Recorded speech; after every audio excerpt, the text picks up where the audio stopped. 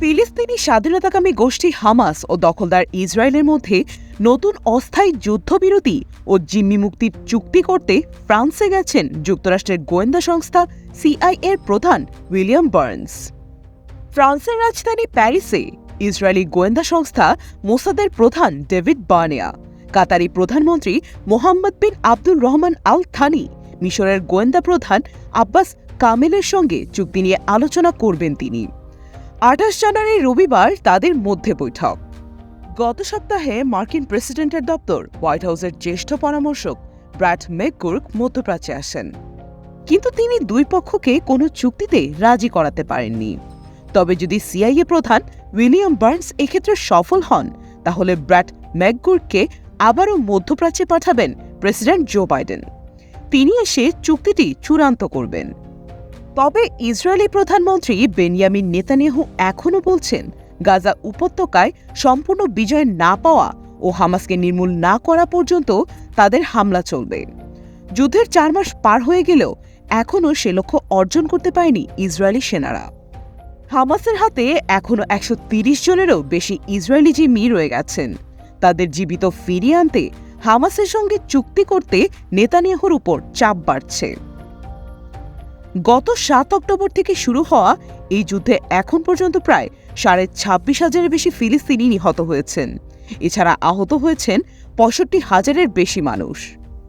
এদিকে ইসরায়েলি বাহিনীর গাজায় গণহত্যা ঠেকাতে আন্তর্জাতিক বিচার আদালত আইসিজে এর প্রতি দৃষ্টি ছিল বিশ্বের শান্তিকামী প্রত্যেক মানুষের।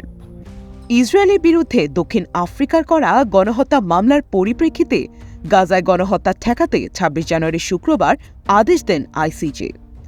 একই সঙ্গে নির্বিচার হামলায় বিধ্বস্ত উপত্যকাটিতে মানবিক বিপর্যয় উত্তরণে প্রয়োজনীয় ব্যবস্থা নিতে বলা হয়েছে। কি ব্যবস্থা নেওয়া হয়েছে তা ১ মাসের মধ্যে জানাতে বলেছেন আদালত। এটি ছিল অন্তর্বর্তীকালীন আদেশ। পূর্ণাঙ্গ আদেশ পেতে কয়েক বছর লেগে যাবে। তবে সেই আদেশে গাজায় ইসরায়েলি অভিযান বন্ধের কথা বলা হয়নি। এরপরও গণহত্যা ঠেকাতে যেসব ব্যবস্থা নেওয়ার নির্দেশ দেওয়া হয়েছে তার নৈতিক গুরুত্ব রয়েছে। বিশ্লেষকদের অনেকে বলেছেন, আইসিজের নির্দেশনাগুলো মানতে হলে গাজায় যুদ্ধবিরতিতে রাজি হতে হবে ইসরায়েলকে। কিন্তু আইসিজের আদেশের পরও ইসরায়েল গাজায় ধ্বংসাত্মক অভিযান অব্যাহত রেখেছে। উল্লেখ্য যে গাজায় গণহত্যার অভিযোগ এনে গত ২৯শে ডিসেম্বর আন্তর্জাতিক আদালতে মামলা করে একদা বর্ণবাদের শিকার দক্ষিণ আফ্রিকা। ১১ ও ১২ জানুয়ারি মামলার শুনানি হয়।